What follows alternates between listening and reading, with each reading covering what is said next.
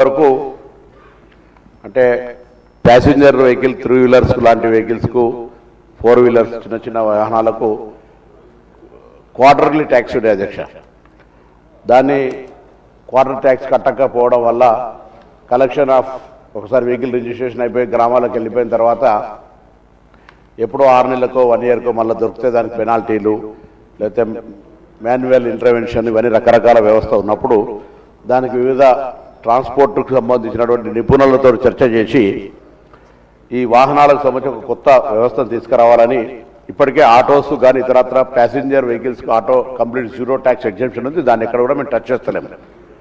ఎక్కడైతే గూడ్స్కు సంబంధించినటువంటి కొన్ని వాటికి ట్యాక్స్ క్వార్టర్లీ ట్యాక్స్ ఉందో స్పెసిఫికల్లీ ఆల్రెడీ క్యాన్సల్ వాటికి సంబంధించి ఎక్కడ కూడా ఈ చట్టంలో ఇంప్లిమెంటేషన్ వాటికి టచ్ చేయము. ఎక్కడైతే క్వార్టర్లీ ట్యాక్స్ ఉన్న వాహనాలు ఉన్నాయో ఆ వాహనాలకు సంబంధించి పన్నును లైఫ్ ట్యాక్స్ కింద చేస్తూ దాన్ని 7.5% కింద నిర్ణయం చేసి వేయడం జరుగుతుంది అధ్యక్ష. అది గౌరవ సభ్యులందరికీ మీ ద్వారా దాన్ని తెలియజేయడం. దాంతోపాటుగా 3 సంవత్సరాల కంటే తక్కువ ఉన్నటువంటి వాహనాలకు సంబంధించి లేదా బయట రాష్ట్రం నుంచి వస్తున్నటువంటి వాటికి సంబంధించిన ఇష్యూలో కూడా కొంత విధానాన్ని తీసుకొని దాన్ని ముందుకు పోతా ఉన్నాం అనేటువంటిది.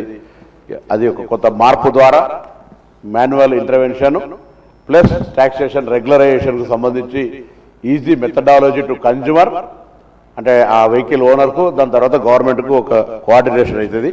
లేకపోతే వెహికల్ కొన్న తర్వాత ఇబ్బంది కలుగుతుందనే మాట ఒకటి చెప్తూ, రెండో అంశంగా సుప్రీంకోర్టు తీర్పు ఇచ్చిన దాని ప్రకారంగా సుప్రీంకోర్టు నెంబర్ 2014లో 8వ తారీఖు 11వ నెల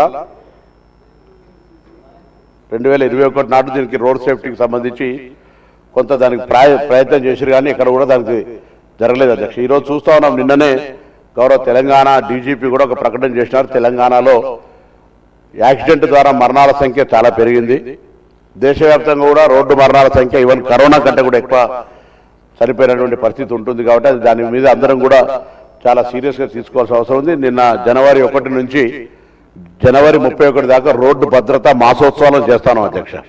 నేను సభ ద్వారా మీ ద్వారా అందరి గౌరవ సభ్యులకు కూడా నేను దాని మీద ఒక చిన్న షార్ట్ డిస్కషన్ చేపించి ఎమ్మెల్యేలు అందరూ మాట్లాడితే దాని ఇంపార్టెన్స్ బయటకు వస్తుంది. ఈసారి గవర్నమెంట్ తరఫున కూడా స్పెసిఫిక్గా ఎడ్యుకేషన్ డిపార్ట్మెంట్ ద్వారా కూడా ఇంటర్వెన్షన్ తీసుకొని పిల్లలందరితోటి వాళ్ళ తల్లిదండ్రులతో ఒక అఫిడవిటీ మేము రోడ్ సేఫ్టీ నిబంధనలు పాటిస్తాం, రోడ్డు భద్రతలో మేము భాగస్వామ్యం అని చెప్పే విధంగా ఒక కొత్త మోటివేషన్ తీసుకొచ్చే విధంగా రోడ్ సేఫ్టీని అట్మోస్ట్ ప్రయారిటీ చేస్తారు. ఒక ప్రాణాన్ని రక్షించగలిగిన అంతకంటే పెద్ద సాటిస్ఫాక్షన్ ఉండే దాని మీద కొన్ని అవేర్నెస్ క్యాంప్స్ కానీ అవేర్నెస్ చిల్డ్రన్స్కు మొక్కై వంగంది మానయ్య వంగుతుందా అన్నట్టుగా పిల్లలందరికీ అవేర్నెస్ క్యాంప్స్ ఏర్పాటు చేయడానికి స్కూళ్ళలో యూనిసెఫ్ సహకారంతో ఒక అవేర్నెస్ పార్క్స్ ఏర్పాటు చేయడం కానీ ఇవన్నీ చేస్తాను అధ్యక్ష.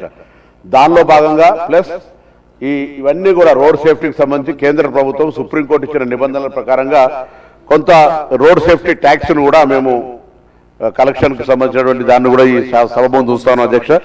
రవాణేతర వాహనాలకు అంటే మోటార్ సైకిళ్లకు ఒక 2000 వన్ టైం కలెక్షన్ కొరకే 2000 రూపీస్, అదేవిధంగా లైట్ మోటార్ వెహికల్స్కు సంబంధించి 5000 రూపాయలని, ఇవన్నీ కూడా కమర్షియల్ వెహికల్స్కి మాత్రమే. జనరల్గా మన వ్యవసాయానికి పనికొచ్చేటువంటి లేకపోతే ఆటోలకు సంబంధించి వీటికి ఎక్కడ కూడా అప్లికేబుల్ కాదు.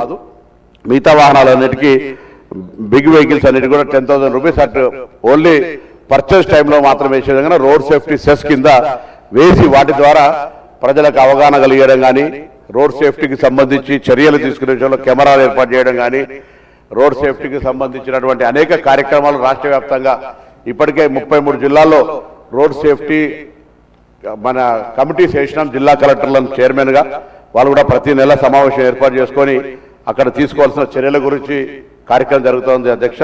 ఇవన్నీ కూడా ప్రభుత్వము తెలంగాణ యాక్సిడెంట్ రహితంగా ఉండాలనేటువంటి ఆలోచనతో ఈ కార్యక్రమం చేస్తూ ఉంది. అందుకొరకే రోడ్ సేఫ్టీని కూడా ఇంట్రడ్యూస్ చేశాను. నేను మరొకసారి గౌరవ సభ్యులందరినీ ఈరోజు కేంద్ర ప్రభుత్వం గడ్కరీ గారు కూడా ఈ రోడ్ సేఫ్టీకి సంబంధించి ఘనంగా అంటే అంతటా కూడా ప్రజల భాగస్వామ్యం కోరుతా ఉన్నాడు. మా దగ్గర ఇవాళ రవాణా శాఖ తీసుకుంటే మొత్తం 1000 మంది మాత్రం ఉద్యోగులు ఉంటారు, కానీ వాహనాలు 1,80,00,000 అధ్యక్ష. సో ప్రజల సహకారం లేని సాధ్యం కాదు.